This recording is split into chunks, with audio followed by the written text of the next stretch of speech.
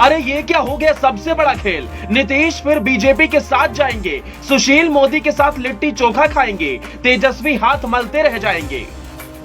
बिहार में तेजी से बदल रहे सियासी समीकरण, नीतीश को नहीं मिल रहा महागठबंधन में भाव, चाणक्य के एक कॉल से बन गई बात, चाचा छोड़ देंगे साथ। मुन्ना के जन्मदिन पर डील हुई पक्की, बात 100% सच्ची। 5 सबूत जो जेडीयू बीजेपी के फिर साथ आने का देते हैं संकेत, लालू हो गए परेशान।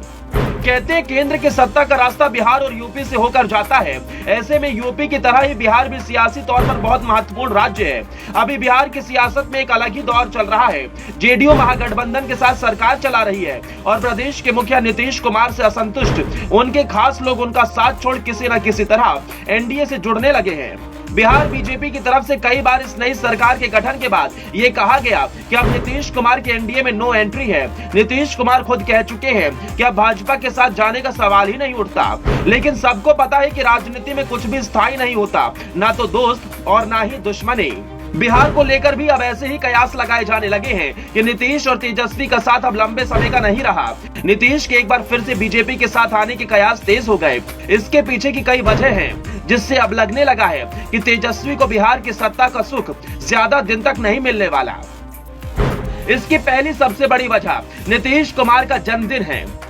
अपना 72वां जन्मदिन नीतीश 1 मार्च को मना रहे थे, तो सबसे पहले पीएम मोदी ने ट्वीट कर उन्हें बधाई दी। इसके साथ ही बीजेपी नेताओं और भाजपा शासित प्रदेशों के मुख्यमंत्री भी इस लिस्ट में शामिल हुए।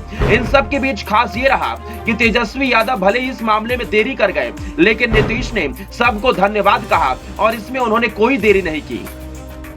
नीतीश के बीजेपी के साथ जाने की दूसरी बड़ी वजह महागठबंधन के घटक दलों में उठापटक।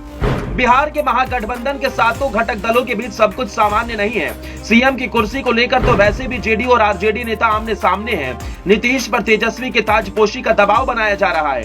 सबको पता है कि राजनीति में यू टर्न मारने में नीतीश कुमार माहिर हैं। ऐसे में ये कयास लगाए जाने लगे हैं कि नीतीश कभी भी बीजेपी के साथ जा सकते हैं। हाल के दिनों में उनके बातचीत और हाव भाव से ये साफ पता चलने भी लगा है। नीतीश के बीजेपी के साथ जाने की तीसरी सबसे बड़ी वजह गृह मंत्री का नीतीश को फोन करना है। नीतीश के बीजेपी के साथ जाने की खबर तब और तेज हुई जब केंद्रीय गृह मंत्री अमित शाह ने नीतीश कुमार को फोन किया। अमित शाह ने उन्हें फोन कर बताया कि बिहार के राज्यपाल बदलने वाले हैं। साथ ही नीतीश कुमार को अमित शाह ने फोन पर जन्मदिन की बधाई भी दी। नीतीश का बीजेपी के साथ जाने की चौथी बड़ी वजह शहीद के पिता गिरफ्तार, रक्षा मंत्री से हुई बात। बिहार विधानसभा में गलवान में शहीद हुए जय किशोर सिंह के पिता की गिरफ्तारी का मामला गरमाया। बीजेपी नेताओं ने नीतीश को घेरने की कोशिश की तो नीतीश ने सदन में कह दिया कि रक्षा मंत्री राजनाथ सिंह ने फोन पर बताया था, मुझे इस मामले की जानकारी है। इसके बाद सीएम ने इस मामले पर जांच के आदेश दिए थे। और आखिर में पांचवी सबसे बड़ी वजह बिहारियों पर हमला, जेडीयू को बीजेपी का साथ मिला। तमिलनाडु में बिहारियों पर हो रहे हमले की घटना में भी बीजेपी के साथ नीतीश कुमार खड़े हैं। तमिलनाडु में जिस तरह से बिहार के लोगों को निशाना बनाया गया, उसके बाद से राज्य की सियासत गरमाई। लेकिन इस पूरे मामले पर बीजेपी राज्य सरकार के समर्थन में आई। वहीं नीतीश कुमार बिहार के पूर्व डिप्टी सीएम तारकिशोर प्रसाद के पिता की श्राद्ध कर्म में शामिल होने भी पहुंचे थे।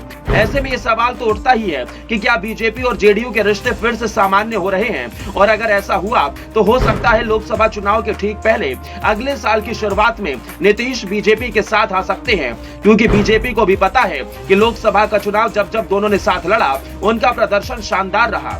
वहीं नीतीश के चेहरे पर बिहार में बड़ी संख्या में मतदाता वोट डालते हैं। ऐसे में बीजेपी जेडीयू साथ आए तो इसका सियासी फायदा दोनों दलों को लोकसभा के साथ विधानसभा चुनाव में भी होगा। ब्यूरो रिपोर्ट, अपना इंडिया।